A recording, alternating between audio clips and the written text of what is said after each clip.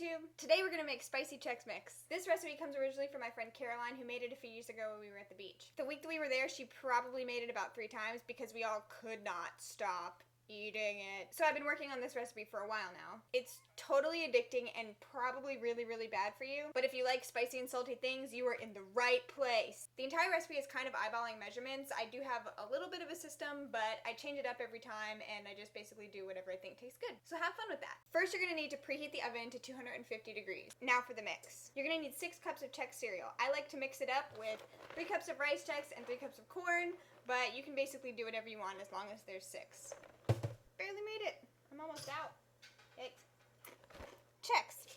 Next, you need 3 cups each of Cheez-Its, Bugles, and pretzels. Now, I happen to like Cheez-Its and Bugles a lot better than I like pretzels, so I tend to use a little bit more of those and a little bit less of pretzels. Maybe like 2 cups of pretzels. Also with pretzels, you can pretty much use any shape you want. I like to use the sticks because you can break them up really easily, and that way all of the buttery, spicy goodness can get absorbed into them. Now that's a mix. The original recipe calls for 2 sticks of butter, but I can't.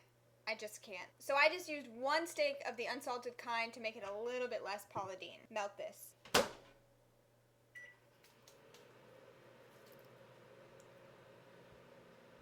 not to eat all of Bugles.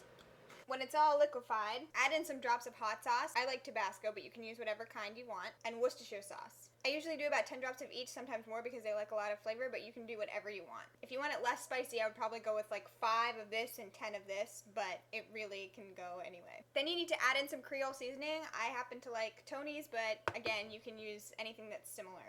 Just sprinkle it on the top to get sort of a layer of spicy. So you end up with this kind of nasty looking brown color. Can you see that? Before I spill it, it's not very pretty. Pour this on the mix. Now that the butter's on it, it's time to get your hands dirty. Mix this all up so that everything is coated. It's ready. Now you need to dump the mix in a couple of baking sheets and put it in the oven for an hour.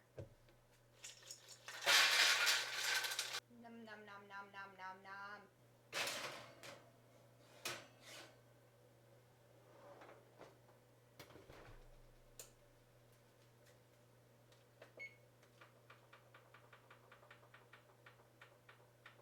Check the mix every 15 minutes. Stir it up a bit and add some more seasoning if you want. I usually do.